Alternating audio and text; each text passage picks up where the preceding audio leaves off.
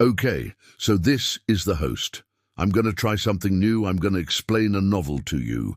And because I have such an annoyingly high-pitched voice, I'm also going to let you listen to me read the entire thing in the background as I do. So if you want to just listen to me read it, you can.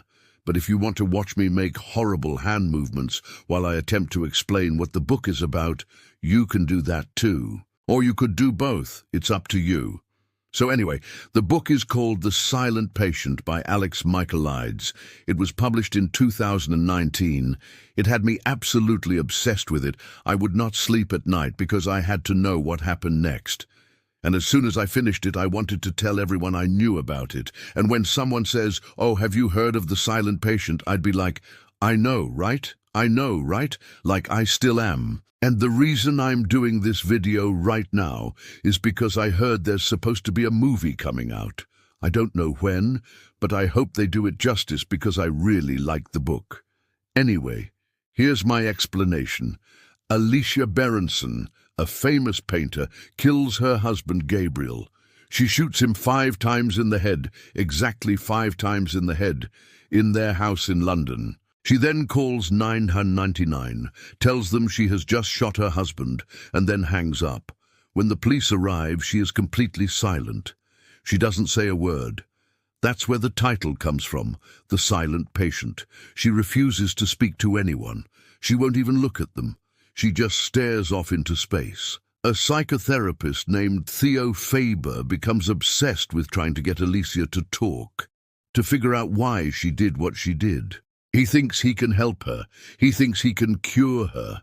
Now, 6 years before this shooting, Theo and his wife were in a car accident that killed his wife. He blames himself for it. He was driving. He could have avoided it, but he didn't. He survived with only minor injuries, but his wife died.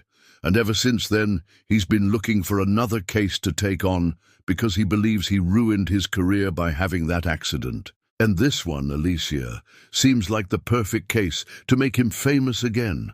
Now the story is told from Theo's perspective. We see everything through his eyes.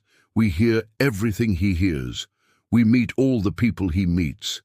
Theo becomes convinced that Alicia is hiding something, that there's something behind her silence. So against the advice of literally everyone around him, he takes her on as a patient. And right away things are weird. I mean, obviously she won't speak. She barely acknowledges Theo's presence. At first she seems distant and cold and unfeeling. She looks at him briefly when she speaks, and then goes back to staring off into space. Theo becomes determined to get through to her. He begins having sessions with her every day. He plays recordings of her old interviews to try to trigger her memory. But nothing works. Then one day, Theo discovers that Alicia left a hidden message in one of her paintings, and as time goes on, he uncovers more and more hidden messages in her art, which slowly reveals her story. It turns out Alicia's silence wasn't just some weird psychological defense mechanism. It was actually to protect herself and others around her. There's another character in this book that I thought was important to mention. His name is Jay, and he's the chief of staff at the hospital where Alicia's being held. He's a funny guy who seems very confident and knows how to handle patients. At first, Theo likes him. They become friends. They hang out together outside of work. But as the story progresses, we learn that Jay has his own secrets. He's not as trustworthy as he seems.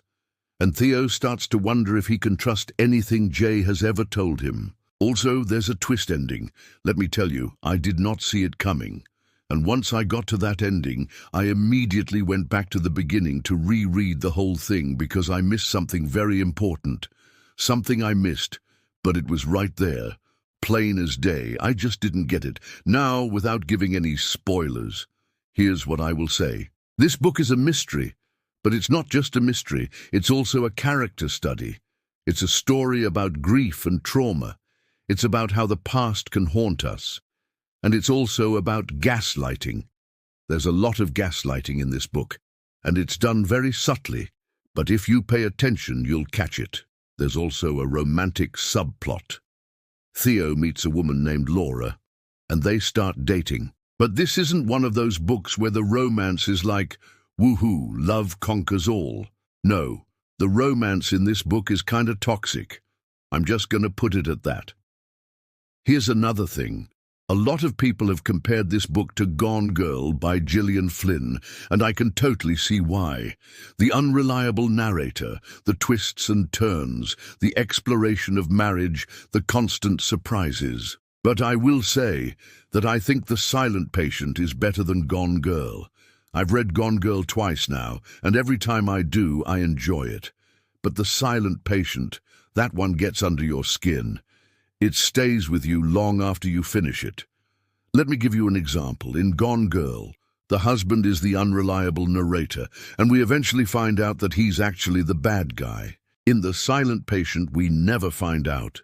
We see everything through Theo's eyes, but we never know if he's telling the truth or if he's lying. To us, he might seem like a good guy, but maybe he's not. Maybe he's just really good at pretending to be a good guy. We just don't know. And that uncertainty, that's what makes this book so unsettling. The writing is also very strong. The prose is beautiful. The pacing is perfect. The dialogue is sharp and witty. And the ending, like I said, the ending is brilliant.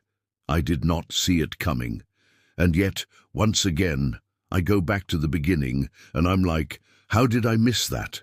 But you won't miss it. You'll catch it. If you read this book, you'll catch it. If you like psychological thrillers, if you like stories about mental illness, if you like unreliable narrators, if you like stories about grief and trauma, if you like any of that, then I think you'll enjoy this book. It's smart and suspenseful and thought-provoking. It'll keep you guessing until the very end. So that's my explanation of The Silent Patient. If you haven't read it yet, I highly recommend it. And if you have, well, let me know what you thought of it in the comments below. Did you like it? Did you hate it? Did you love it? Did you want to kill Theo? Because I kind of wanted to kill Theo. Anyway, thanks for watching and listening. I hope you enjoyed this video. If you did, please leave me a like and consider subscribing. I would love to have you here. I'll see you next time with another video. Bye.